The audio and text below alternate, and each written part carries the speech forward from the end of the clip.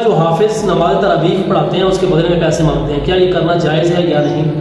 دیکھو، نماز تراویح پڑھانا کوئی آسان کام جو ہے یہ ہے نہیں۔ پورا دن حفاظ کرام محنت کرتے ہیں، رات کو سناتے ہیں، پھر یہ ہوتا ہے کہ جب نماز تراویح کو پڑھا لیتے ہیں تو پھر لوگ آ کر کہتے ہیں، کوئی تو کہتے ہیں کہ بھائی ٹھیک نہیں پڑھا، کوئی کہتا ہے کہ بھائی آپ نے تیز پڑھا ہے، کچھ کہتے ہیں آہستہ پڑھا ہے۔ یہ بالکل نامناسب حرکت ہے۔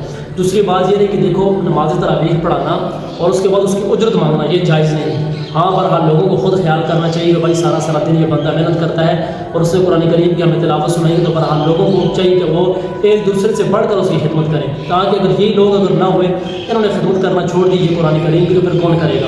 بہرحال مانگنا جائز نہیں ہے اور لوگوں کو چاہیے کہ وہ خود اس کام کے اندر ایک دوسرے سے بڑھ کر الفاظ کرام کی خدمت کریں۔ اگر میں نے ویسے بھی کہہ دیا کہ بھائی یہ جائز نہیں ہے تو تمام الفاظ کرام میں بھی حافظ ہوں، تمام میرے خلاف ہو جائیں گے۔ بہرحال مانگنا جائز نہیں ہے اور لوگوں کو چاہیے کہ وہ خود ایک دوسرے سے بڑھ کر اس کی خدمت کریں، تاکہ یہ کام آگے بھی چلتا رہے۔ مانگنا جائز نہیں ہے۔